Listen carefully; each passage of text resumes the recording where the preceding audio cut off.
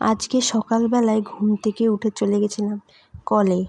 কলে গিয়ে কটা জামা কাপড় ছিল সেগুলোকে কেচে স্নান করে তাই ঘরে ঢুকেছিলাম।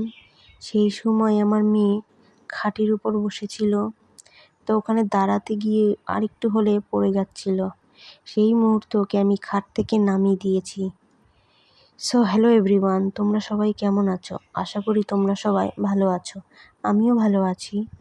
তো ওইদিকে বিছনাটাকে তুলে নিয়ে তো মাম্মামের খিদা পাচ্ছিল বলে তাই দেখছিলাম কৌটোতে দুধ ঢালা ছিল না, তাই আমি দুধটাকে ঢেলে দিয়েছি কৌটোতে। তো ঢালার পর ওকে আমি খাইয়ে দিয়েছিলাম। খাওয়ানোর পর ও এখন বায়না করছে বাইরে যাবে, ওর জন্য ওকে আমি একটু ঘরের মধ্যে ঘোরাঘুরি করে নিয়েছিলাম। তাই চিরুনি দেখেছে, সেই মুহূর্তে নিচে নামবে ওই চিরুনি নেবে বলে। তো ওই চিরুনিটা নিতে যাচ্ছিলো, তো নিতে পারছিল না যেহেতু ছোট জায়গাটা। সেই মুহূর্তে আমি বিছানাটাকে ভালো করে ক্লিন করে নিয়েছি। ক্লিন করার পর আমার দেখলে তো জামা কাপড় যে ছিল সেগুলোকে এখনও ছাদে মেলে আসেনি। তার আগে আমি টেবিলটাকে ক্লিন করে নিয়েছিলাম। ক্লিন করতে করতে সেই মুহূর্তে দেখো আমার মেয়ে সেই বাইরে যাবে বলে একা একাই চলে গেছে দেখো।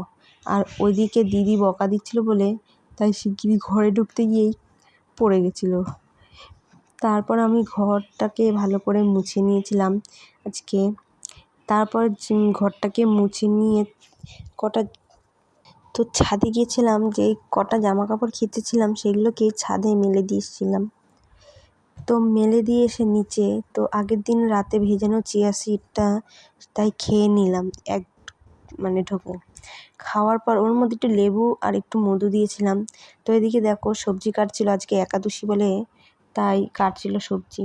তো সবজির মধ্যে আলু, কুমড়ো, পেঁপে, কাঁচকলা দিয়ে একটা তরকারি করবে, তা সেই তরকারি করেছিল।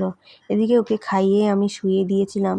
তো এদিকে আমাদের তরকারি হয়ে গেছিলো, তাই 2 ঘন্টা পর আমরা তাই একটু শসা, আম আর ওই তরকারি দিয়ে লঙ্কা দিয়ে ছাদে বৃষ্টি পড়ছিলো বলে তাই জামা কাপড়গুলো নামিয়ে নিয়েছিলাম, আর এদিকে শুকিয়েও গেছিলো তাই।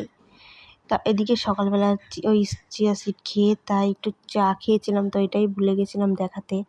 তাই চা খেতে খেতে দেখো মাম্মাম শুয়ে শুয়ে খেলছিল।